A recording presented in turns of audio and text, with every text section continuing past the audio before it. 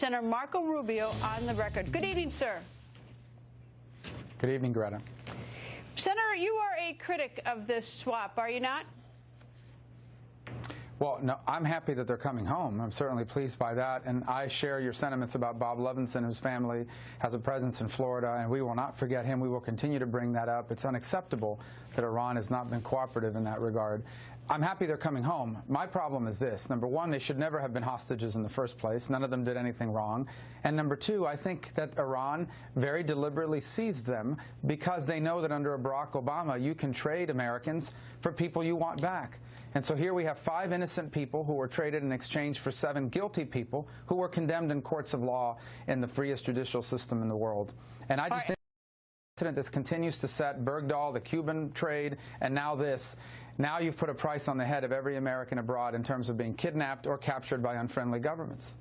Does it make any difference to her in the equation that the 7 who were released by the United States in that swap, the Iranians, is that they were sanctions violation criminals? Criminals at the time violated our law, but now that the sanctions have been lifted, that crime sort of vanishes. But they committed a crime at the time. But does that make it any different to you?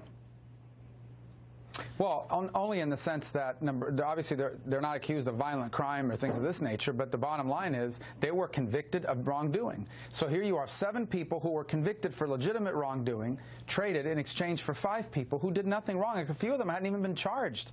There was no understanding. One of them, there wasn't even public acknowledgement they were there. And it's just outrageous. It really is. But again, I think you're going to see more of this as long as Barack Obama is president, because it's now clear to everyone that he makes trades with the Taliban, made trades with the Castro brothers, and now this.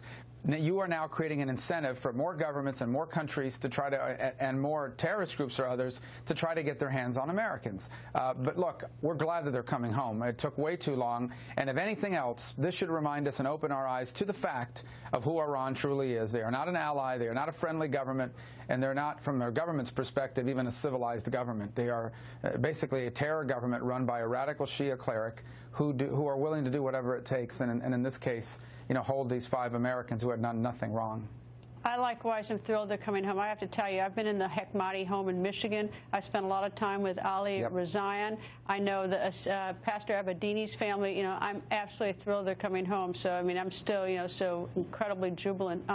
In light of the Ali was at the State of the Union, so it was great that he was there. And Ali was at the State of the Union, and he kept Jason's story alive. So what would you have done to get them home if you wouldn't do this swap? What would you have done if you'd walked in the office of President of the United States and they were still captive? Could you have done anything different? Yes, I would say that no negotiations with Iran would have even begun, or at least would not have moved forward without this issue being resolved first, at the front end, not at the back end, at the front end. Now, I think I'm very suspicious of this deal with Iran to begin with. I think there should have been specific sanctions against Iran simply for the fact that they took these 5 Americans hostages. There should have been specific sanctions just for this, not to mention the missile deals or the missile activity they're undertaking, and of course not to mention their nuclear program.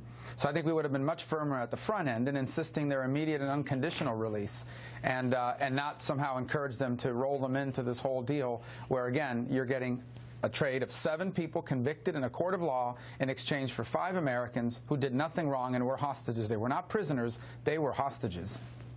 All right, let me turn to 2016. You're getting hit pretty hard today by Governor Chris Christie of New Jersey, who says, in reference to you, this is a first-term senator who still is learning where the men's room is in the Senate, let alone figuring out how to lead a country. I agree with what Senator Rubio said himself. He said just 2 weeks ago, senators and congressmen can't solve America's problems. I couldn't agree with him anymore. Your response to the governor tonight? Well, Chris doesn't want to talk about his record. His record is abysmal. I mean, in terms of the things that he agrees with Barack Obama on. Chris Christie supported Sonia Sotomayor, and we've read his words on the record. He was a supporter and urged the Senate to confirm her. Chris Christie was a vehement supporter of Common Core. Chris Christie ran for office because he wanted to pass gun control. And Chris Christie made a personal contribution to Planned Parenthood, which he now denies, but for years stood by. And so the bottom line is that my problem is not, I like Chris as a person, but our Republican nominee has to be someone that is going to unravel the Obama agenda and the damage Barack Obama has done to our country, not someone that agrees with gun control, Planned Common Core, and judges like Sonia Sotomayor. And so that's what we're going to continue to focus on. I don't attack people. His record is not an attack. It's his record. Senator, thank you very much. Nice to see you, and it's going to be a busy 2 weeks to Iowa. Thank you, sir. Thank you.